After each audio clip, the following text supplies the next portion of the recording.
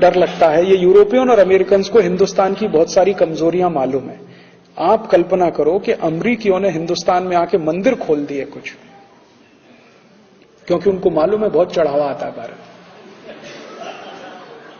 मुझे सबसे बड़ा डर इस सेक्टर पे लग रहा है, क्योंकि सर्विसेज में ये भी आते हैं, मंदिर भी सब सर्विसेज में आते हैं। तो अभी तो उन्होंने चर्च खोले हुए हैं, तो चर्च में कुछ लोग जाते हैं, कुछ नहीं जाते हैं।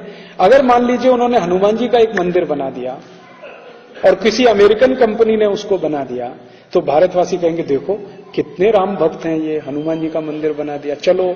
तो भारत वाले सब जा जाके अपनी कमाई भी उसमें डालेंगे, वो पैसा सीधे अमेरिका जाएगा,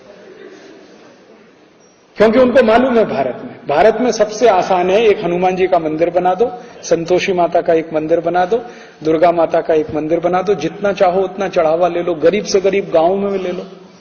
जो गांव भुखमरी का शिकार है वो भी मंदिर में 10-20 लाख रुपए दान कर देता।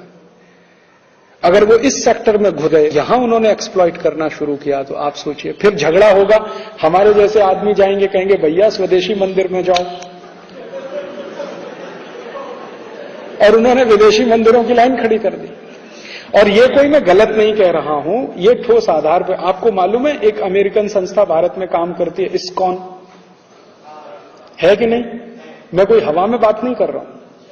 इस्कॉन नाम की एक अमेरिकन संस्था भारत में काम करती है, उसने कृष्ण भगवान के मंदिर खोले हुए हैं, और वो मंदिर उनके कमाई के सबसे बड़े सोर्स हैं, क्योंकि इन मंदिरों पर इनकम टैक्स भी नहीं है, और सारा का सारा प्रॉफिट इन मंदिरों के माध्यम से अमेरिका ट्रांसफर होता है।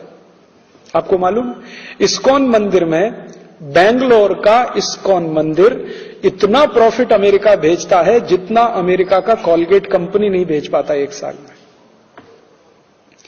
अमेरिकन कॉलगेट कंपनी भारत में जितना कॉलगेट बिक्री करके नेट प्रॉफिट अमेरिका भेजता है, उससे 3 गुना ज्यादा अकेले बेंगलोर का इस्कॉन मंदिर भारत का पैसा अमेरिका ट्रांसफर कर देता है।